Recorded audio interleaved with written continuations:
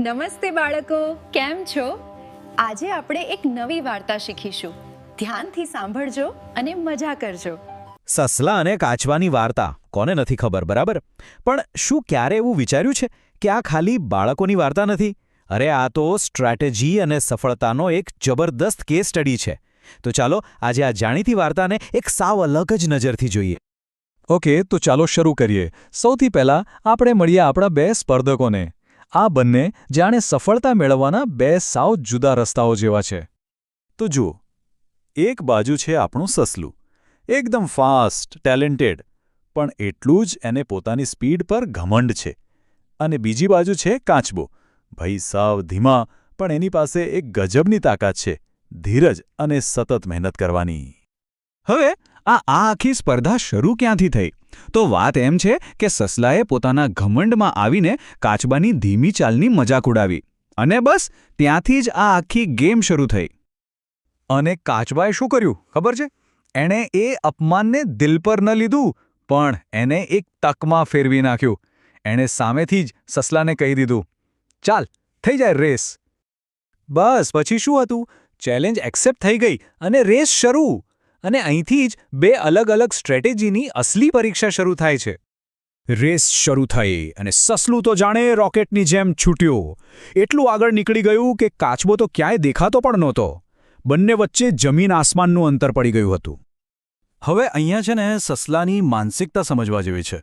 એને થયું કે અરે વાહ, આ તો જીતી જ ગયા સમજો. એણે વિચાર્યું કે આટલો બધો આગળ છું તો થોડો આરામ કરી લઉં તો શું ફરક પડવાનો છે. આ જ છે ઓવર કોન્ફિડન્સ, નહીં? અને બસ આ જ એની સૌથી મોટી ભૂલ હતી. એણે સારી શરૂઆતને જીત માની લીધી.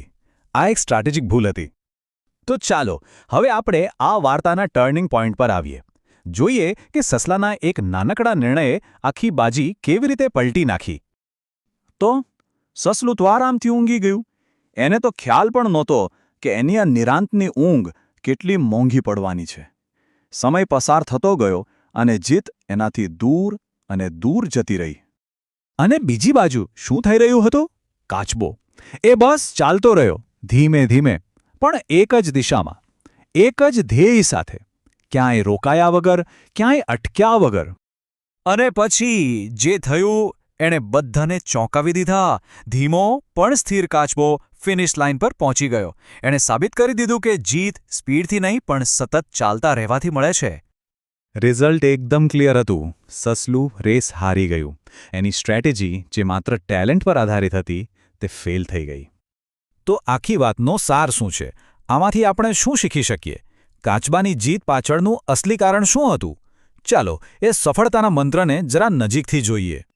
આ વાર્તાનો બોધ એકદમ સીધો અને સિમ્પલ છે. જીત સ્પીડની નહોતી, જીત હતી ધીરજની અને સતત પ્રયત્ન કરતા રહેવાની, એટલે કે કન્સિસ્ટન્સીની. આ વાત જીવનમાં દરેક જગ્યાએ લાગુ પડે છે. કોઈ પ્રોજેક્ટ હોય, કરિયર હોય કે કોઈ પર્સનલ ગોલ. ક્યારેક જોરદાર મહેનત કરવા કરતાં રોજ થોડી થોડી પણ સતત મહેનત કરવી વધારે અસરકારક છે.